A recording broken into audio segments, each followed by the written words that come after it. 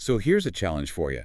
Can a company that's pulled off this uh, really traumatic, almost near-death comeback, can it also be considered a great company by, the toughest standards of value investing? Hmm. That's a really interesting framing. Yeah, and it's the core of what we're tackling today on the deep dive. We're taking a close look at Advanced Micro Devices, AMD, a name I'm sure many of you know. Oh, We absolutely. got a whole set of detailed sources here. A 2025 financial deep dive document, some recent analyst takes, historical filings, basically everything we need to unpack AMD's journey, where it stands financially now, and, well, what its future might really hold. And our mission today for you is pretty specific. We're going to walk through AMD's latest performance, help you get your head around its basic business model, look at the challenges it's still facing. Right. And then this is the key part, apply a really rigorous framework. We're talking Warren Buffett's criteria for a great company and see how AMD measures up. The goal being. The goal is to pull out the most crucial bits of information from all this material so you walk away feeling like you really understand it, maybe with a few of those aha moments. Okay, let's dive right in then. AMD's latest quarterly results, Q2 2025. The sources are talking about a mixed demand environment. Yeah, that phrase pops up. But you can see their strategy playing out, right? Yeah. Strength in data center and, importantly, AI opportunities seem to be offsetting or at least balancing out some of the, let's say, continued softness in the PC market. That's exactly it. And if you look at the actual Q2 numbers, revenue came in around $6.0 billion. Now, that's a mid-single-digit % increase year over year. Modest, but up. Okay. What's maybe more interesting is the gross margin. It ticked up slightly to about 51%. And that's not just random fluctuation. It seems to be mostly because of a richer product mix, selling more of those higher margin server chips and embedded stuff. Makes sense. What about the bottom line? Well, GAAP net income, that rebounded nicely from the previous year, came in somewhere between $500 and $600 million, so about 50 cents a share. And adjusted. Adjusted EPS was around 70 cents to 75 weiss, which actually beat the consensus estimate by a little bit, so some positive signs there. Okay, so those numbers, they tell a story of targeted strength. Let's unpack that. Where did that strength come from? Which parts of the business really did well? Right, the segments. The data center segment, that's their EPYC server processors, and those new MI series AI accelerators, that was the real star. Double-digit percentage growth, revenue over $1.5 billion. Wow. Yeah. Driven mainly by cloud providers buying more server chips, and crucially, those first shipments of the MI300 AI accelerators starting to land. Okay, so data center strong. What about the others? Well, the PC CPUs that actually declined year over year, PC demand just wasn't quite there yet. Still soft. Exactly. Gaming GPUs and the semi-custom chips for PlayStation 5 and Xbox, that was roughly flat. Console sales held up okay, but graphics card sales were lower. Right. And then you've got the embedded segment.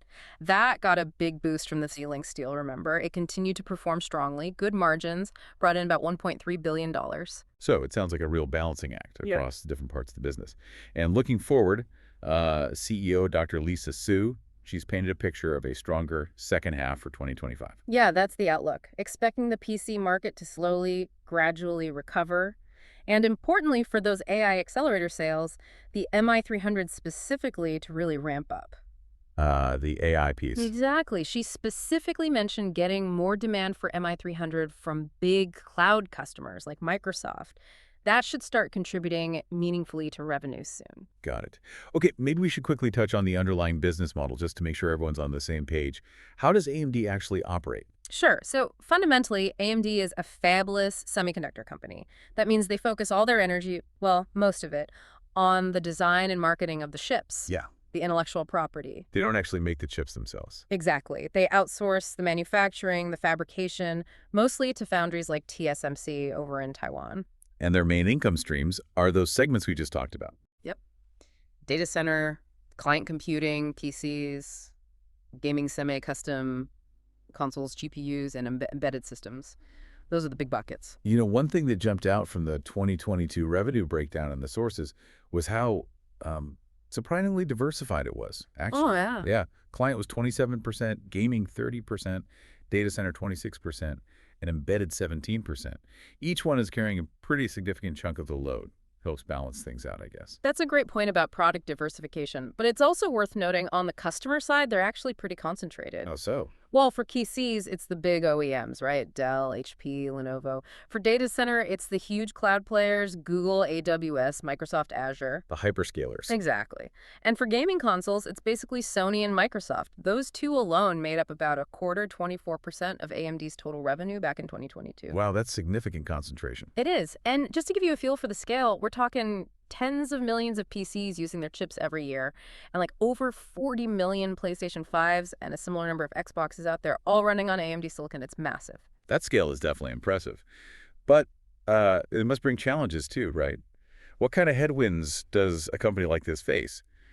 The sources seem to break it down into like short-term stuff and then more fundamental long-term risks. Yeah, that's a good way to look at it. Short term, you've got the obvious one. The PC market cycle. Demand dropped off a cliff after the pandemic boom. That's an immediate headwind. We saw that. Then there are the broader macro conditions, inflation, interest rates maybe slowing down spending, both consumer and business spending. Supply chain issues like the big chip shortage in 2021, those have mostly eased, but they can still flare up. Always a risk. And, of course, competition. Intel and NVIDIA are always launching new stuff, putting pressure on pricing and market share quarter to quarter. And you can't ignore regulatory things like the U.S. export controls on some high-end chips going to China. That can hit specific sales quickly. Okay, so those are the immediate bumps in the road. What about the deeper, more structural challenges, the long-term worries? Right. These are the ones that probably keep the execs thinking longer term. First, just the sheer intensity of competition. Intel's pouring money into catching up on the CPU side. NVIDIA has that powerful CUDA software ecosystem for AI, which is hard to break into. Yeah, CUDA is a big melt. It really is.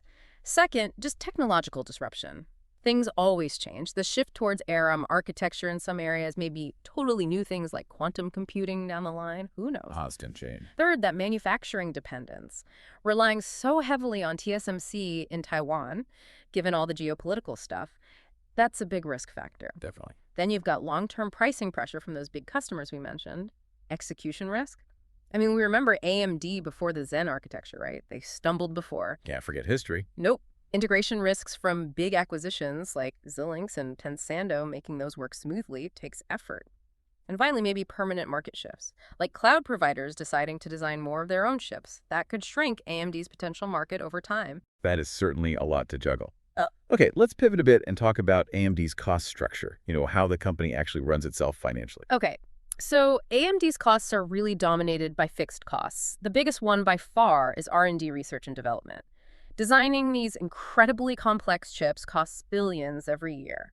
Like in 2022, it was around $5 billion, which was something like 21% of their revenue. Wow, that's a huge chunk. It is. And those costs, engineer salaries, software tools, prototypes, they don't really change much whether they sell 1 million chips or 10 million chips in the short term. They're fixed. Right. What else is fixed? Well, SG&A, selling general, and administrative costs. That's your corporate overhead, marketing, sales teams. That was about $1.5 billion in 2022. Now, because they're fabless, they avoid those gigantic depreciation costs that come with owning multi-billion-dollar chip factories, fabs. Ah, good point. But they do have some other fixed-ish obligations, like long-term agreements to buy a certain amount of wafers from TSMC each year, whether they need them immediately or not. Okay, so those are the big fixed chunks. What about the costs that do change with volume? The variable costs. Right. Those are mostly the direct cost of goods sold. The number one variable cost is paying the foundry, TSMC mainly, for each wafer or chip they produce. A 7-nanometer wafer might cost something like $10,000. That breaks down to maybe a base cost of $100 per chip, give or take, just for the silicon itself. Before anything else. Exactly. Then you add packaging the chip, testing it. Those costs scale directly with how many you make, plus royalties for certain technologies they license, and of course, shipping costs. All those go up as you produce and sell more.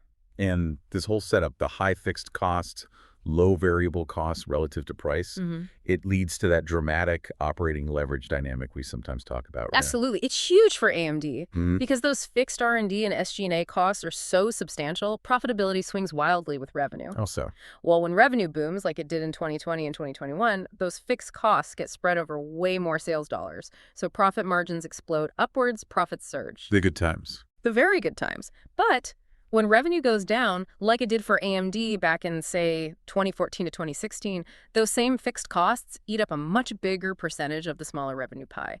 Historically, that led to big operating losses for them. It's a classic double-edged sword. High potential upside, but also significant downside risk if demand falters. Makes sense. Now let's talk about the people steering the ship through all this, the management team. Dr. Lisa Su, CEO since 2014, she gets a lot of credit, right? Architect of the turnaround with the Zen processors. Oh, absolutely. Widely credited. And she's got a solid team around her. Jean Hu as CFO, Mark Papermaster as CTO, key leaders like Forrest Norrod running the data center group, Victor Peng heading up the embedded side after coming over from Xilinx. It seems like a stable, experienced team. And their track record, how have they performed? Well, under Dr. Su, they've built up a ton of credibility. They've been pretty consistent in hitting their product roadmaps and meeting the commitments they set out. I mean, look at the data center CPU market share going from basically 0 in 2017 to over 20% by 2022. That takes execution. That's impressive growth. It really is. They're also generally seen as transparent, stable, and importantly, aligned with shareholders. Lots of insider ownership, like Dr. Su herself owning millions of shares, and compensation tied to performance. That usually helps focus minds. Okay, speaking of shareholders, what about the ownership structure? And they started buying back shares recently, didn't they? That's relatively new for AMD. Yeah, that's a big shift. The stock itself is mostly held by the big institutions, Vanguard, BlackRock, State Street, the usual suspects, index funds mostly. They generally support management. And the buybacks? Right, the capital allocation. Historically, say from 2012 to 2020, AMD did 0 buybacks. In fact, during the tough years, they were actually issuing stock to raise cash. Diluting shareholders. Exactly. But now it's flipped. It's a huge sign of their improved financial health. They've got this massive $12 billion share repurchase program authorized, started back in 2021, 2022. $12 billion, that's serious. It is. The goal is to return cash to shareholders and also offset the dilution from things like stock options. And we're finally starting to see the share count actually stabilize, maybe even tick down slightly, after years of it mostly going up. Okay, so putting all these pieces together, the turnaround, the management, the financials, what does the big picture look like? The 10-year financial history, it must be quite a story. Oh, it's a roller coaster, a dramatic transformation. If you look at the key metrics over, say, 2014 to 2023. It actually declined in the mid-2010s. Yeah. Then, boom, from 2016 to 2021, it just soared. We're talking a 45% compound annual growth rate, CAGR. That's huge growth, year after year on average.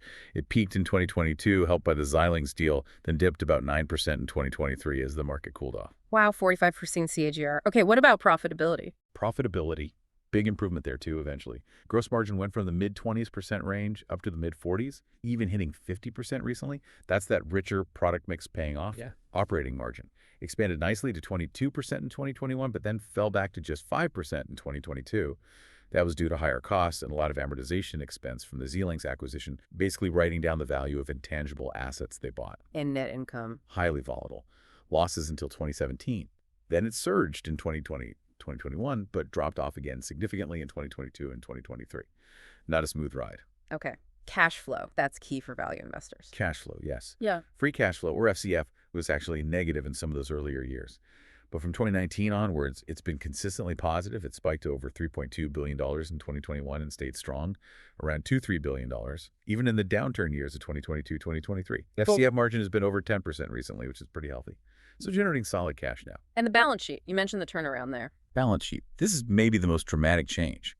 They went from being dangerously leveraged debt to equity over 4 back in 2014, 2016 to having almost no net debt relative to equity now. Yeah. The DE ratio is tiny, like 0.04 or 0.05. Huge improvement. Massive. And their cash pile grew from maybe $1 billion to nearly $6 billion now. Liquidity, measured by the current ratio, has also been consistently strong, generally between 1.8 and 2.5. So financially much healthier today. Which brings us finally to that big aha question, the one a value investor always asks. Given this incredible story, this turnaround, the current strength, would AMD actually meet Warren Buffett's criteria for a great company that he'd want to own? The ultimate test. Right. Okay, let's break it down systematically again, some of Buffett's key filters. It's a mixed picture, right? How so? Let's start with maybe valuation discipline, his price criteria. Right. Valuation discipline. Generally fail. Buffett likes a PE ratio under 15. AMD. Usually way higher, 40 plus, sometimes infinite because of losses. PD ratio under 1.5. Historically way off, like 20x plus. It's gotten closer recently, maybe under 3, thanks to the Xilinx equity, but still fail by the strict rule. Margin of safety, buying at a big discount. Rarely, if ever. It's usually priced for growth. Okay, so valuation's tough. What about cash generation and how they use it? Cash generation allocation. This is more partial pass, partial fail. Buffett wants positive free cash flow every year, ideally FCF revenue over 5%. AMD had negative FCF for the last 10 years. But recently it's been very healthy, like FCF margin well above 5%, even hitting nearly 20% in 2021. Return on retained earnings, probably a pass since, say, 2017. The market cap growth has massively outpaced the earnings they kept, showing they deployed capital well during that growth spurt. Okay. What about growth and predictability? That seems crucial for Buffett. Growth and predictability. Mostly a fail. Positive and rising EPS every year for 10 years. Nope. Losses for half the decade plus recent drops. Shareholder equity CAGR over 10% with no declines. Fail. Equity went down some years, and the big jump in 2022 was from the acquisition, not organic earnings. Owners' earnings positive every year and yielding 10% on market cap. Fail. Negative early on, and the current yield is very low, maybe 2–3%, nowhere near 10%. Doesn't sound like his typical steady compounder based on that.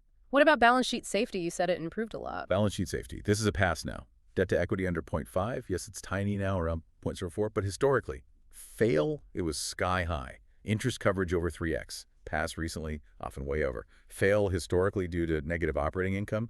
Interest expense under 50% operating income. Pass now, but it failed historically. Current ratio over 1.5. Consistent pass. Always been liquid enough recently. So safe now, but not historically. Okay, last area. Profitability and efficiency metrics. ROE, ROIC. Profitability and efficiency. Another mixed bag. Mostly fail on a 10-year view. Gross margin over 40%. Pass recently, 45–50%, but fail historically below 40%. Net profit margin over 20%. Big fail. Only hit it once in 2020 due to a one-off tax thing. Otherwise, single digits or negative. Return on equity, ROE over 15% average for 10 years.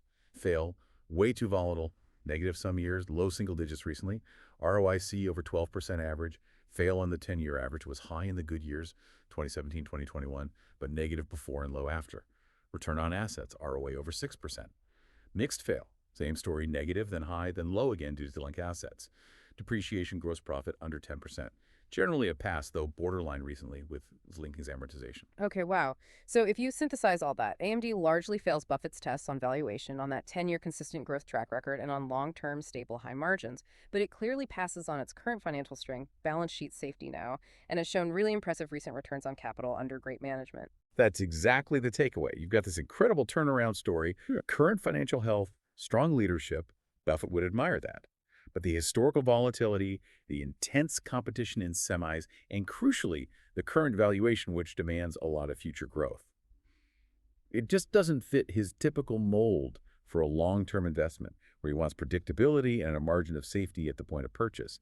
He'd likely see it as too uncertain, too competitive, and too expensive by his standards. Right. So let's try and quantify that valuation piece a bit more. We ran a discounted cash flow, a DCF analysis to see what kind of growth the current market price might be baking in. Yeah, a DCF helps frame the expectations. For this, we use some pretty standard assumptions you often see. Start with a base free cash flow around $2.5 billion. Project that out for 10 years, use a 10% discount rate, assume a 2% perpetual growth rate after that, factor in about 1.6 billion shares, and adjust for their net cash position of around $3.4 billion. The big lever here, the thing that really drives the value, is the assumed FCF growth rate over those 10 years. And we looked at 3 different growth scenarios for you. First, a conservative one, assuming AMD only grows its free cash flow by 5% per year for the next decade. Pretty modest for a tech company like AMD. Right. In that case, the calculated intrinsic value comes out around $28 per share. Now compare that to the current market price of roughly $100.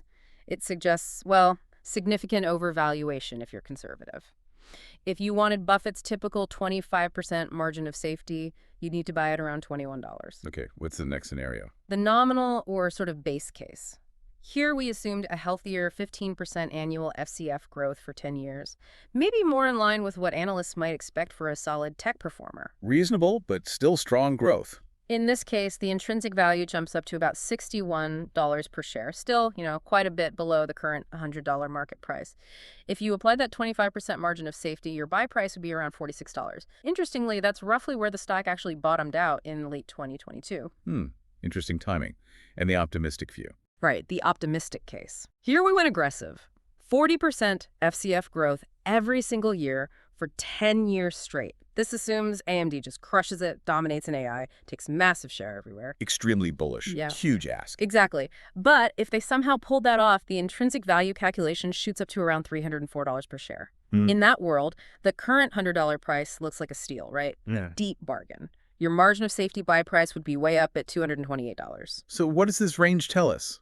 The $28, the $61, the $304? Well, it tells us that the market's current price of around $100 seems to be implying an expected FCF growth rate somewhere between that nominal 15% and the super optimistic 40%, Yeah. maybe somewhere in the 20-25% annual growth range for a full decade. Which is a pretty high bar. Yeah. And a traditional value investor, a Buffett type, would likely look at that range, Yeah. lean towards a conservative or maybe nominal case, see the current price is well above those, and conclude there's just no margin of safety baked in right now. The market is already pricing in a lot of success. So wrapping this all up, AMD's journey is, undeniably incredible. From the edge of failure to a true tech powerhouse. It's a story defined by that strong turnaround, excellent management, and certainly very strong recent financial performance. Absolutely. And the core insights we've pulled out for you today are really this. AMD has that impressive current balance sheet. It has top-notch management that's proven itself. But its history is marked by significant volatility. And its current valuation, particularly when you measure it against those classic value investing benchmarks, it still places it much more in the category of a growth stock than a classic Buffett-style value play. Which leaves you, our listener, with something to think about, a provocative question perhaps. How do you weigh that clear evidence of AMD's recent strength and turnaround against its less predictable past and a valuation that demands significant future growth? Does the definition of what makes a great company need to flex a bit for businesses in these fast-moving, super-competitive tech sectors? Or are those time-tested principles like Buffett's still the most important guideposts? Something to chew on. We hope this deep dive, tailored from your sources, helped pull out the most important nuggets for you.